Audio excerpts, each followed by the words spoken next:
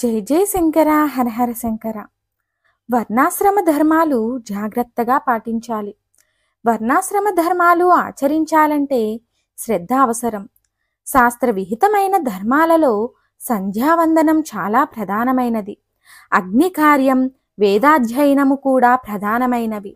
ఒక వ్యక్తికి విధించిన కర్మలన్నీ చెయ్యజాలకపోయినా ఎంతవరకు శక్యమైతే అంతవరకు చేయడానికి అభ్యంతరమేముంది? నీకు వేదం చదివే అధికారం ఉన్నప్పుడు, చెప్పేవాళ్ళున్నప్పుడు వేదాధ్యయనం చేయడంలో బాధ ఏమిటి? తాను అధికారి అయి ఉండి కూడా వేదాధ్యయనం చెయ్యనివాడు మహాపాపం చేస్తున్నట్లే. వేదాధ్యయనాధికారం లేనివాని మాట వేరు.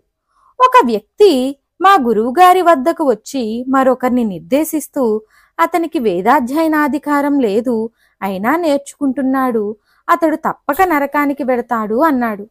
ఆ మాట విని మా గురువుగారు ఇలా అన్నారు: నీకు వేదాధ్యయన అధికారం ఉంది, అయినా నువ్వు వేదాధ్యయనం చేయడం లేదు. నీవు ఎక్కడికి వెళ్ళాలి? ముందు నిన్ను నువ్వు చక్కదిద్దుకున్న తర్వాత అవతలి వాని సంగతి ఆలోచించవచ్చులే అన్నారు.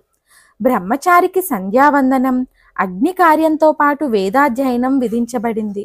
వీటితో పాటు ప్రతి ఒక్కరూ పెద్దల్ని గౌరవించడం కూడా నేర్చుకోవాలి. పెద్దలని ఎంత చులకనగా చూస్తే మనం అంత గొప్పవాళ్ళమైనట్లుగా చాలా మంది ప్రవర్తిస్తూ ఉంటారు. కొంతమంది చిన్నవాళ్ళు తల్లిదండ్రులతో కూడా సరిగ్గా ప్రవర్తించరు. అది చాలా పొరపాటు. మాతృదేవోభవ, పితృదేవోభవ, ఆచార్య దేవోభవ అని వేదమాత తల్లిదండ్రులను, గురువులను దైవ సమానులుగా భావించవలెనని శాసిస్తుంది. దీనిని అందరూ చక్కగా గ్రహించి ఆ ప్రకారమే నడుచుకోవాలి. మనం స్వార్థపరులుగా ఉండకూడదు. మనకు ఉన్నదానిని పేదవాళ్లకు కూడా పంచి ఇచ్చి అనుభవించాలి అని ఈ రోజుల్లో చాలా మంది అంటూ ఉంటారు. ఈ విషయం మన ప్రాచీనులు ఏనాడో ఉద్ఘోషించారు. ఇతరులకు ఆహారం పెట్టకుండా తాను తినకూడదు అని వాళ్ళు బోధించారు. ఇతరుల ఆహారాన్ని తినకూడదని కూడా వాళ్ళు చెప్పారు. ఒక పక్క ఇతరులకు పెట్టకుండా తినకూడదు అని చెబుతూ మరో పక్క ఇతరుల ఆహారం తినకూడదని చెప్పబడింది. గృహస్థుడు నేను ఈ రోజున కనీసం ఒక అతిథికైనా ఆహారం పెట్టాలి అని అనుకోవాలి. అయితే అతిథి నేనెవరింటి వద్ద తినకూడదు, కానీ నేను చాలా దూరం నడిచి వచ్చాను, ఇక్కడ నాకెవరూ తెలియదు, ఎవరైనా మహాత్ముడు భోజనం పెడితే నేను సాయంకాలానికి ఇల్లు చేరగలుగుతాను అని ఆలోచించాలి. అతిథి మనస్సులో ఎంతో సంకోచపడుతూ వస్తాడు. గృహస్థుడు అలాంటి వాని కోసం ఔత్సుక్యంతో ఎదురు చూస్తూ ఉంటాడు. ఆ రోజులలో అలా ఉండేది. ఇప్పుడు పరిస్థితి ఏమిటి? ఒక మూల అతిథి ఏదో విధంగా లోపలికి చొరబడడానికి ప్రయత్నిస్తూ ఉంటే గృహస్థుడు తలుపులు గట్టిగా బిగించుకొని ఎవరికీ భోజనం పెట్టడానికి నిరాకరిస్తూ ఉంటాడు. ఇవి సరైన పద్ధతులేనా? ఏమాత్రమూ కాదు. గృహస్థు ఆతిథ్యం ఇవ్వడం చాలా ప్రధానమైన విషయమని చెప్పడానికే నేను ఇదంతా చెబుతున్నాను. సన్యాసి ఒక చోట చాలా రోజులు ఉండకూడదు. అతడు తిరుగుతూ ఉండాలి.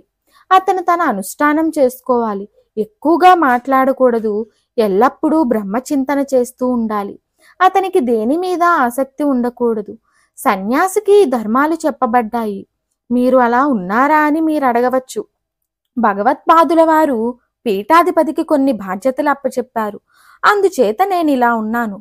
మౌనంగా ఉంటూ సంచరించడం అంటే నాకు ఇష్టమే, కానీ పీఠాధిపతిగా నేను అలా ఉండడం సాధ్యపడదు. అందుచేత నేను ఈ విధంగా ఉండవలసి వచ్చింది.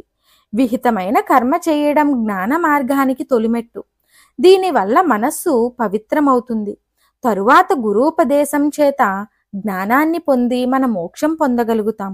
అందుచేత మనం సన్మార్గంలో ప్రవర్తించి అత్యుత్తమ లాభం పొందాలి. పరమపూజ్య జగద్గురు శంకరాచార్య శ్రీ మహాసన్నిధానం శ్రీ శ్రీ భారతీ తీర్థ మహాస్వాముల వారు. భారతీ కరుణాపాత్రం భారతీ పదభూషణం భారతీ పదమారూఢం భారతీ తీర్థమాశ్రయే. ఈ వీడియో మీరు చూసినట్లయితే కామెంట్ బాక్స్లో జై జై శంకర హరహర శంకర అని కామెంట్ చేయండి. అలాగే మొదటిసారి మా ఛానల్ని చూస్తున్నట్లయితే సబ్స్క్రైబ్ చేసుకోండి. పక్కనే ఉన్న బెల్ ఐకాన్ని క్లిక్ చేయండి. అలాగే ఈ వీడియోను లైక్ చేయండి, షేర్ చేయండి.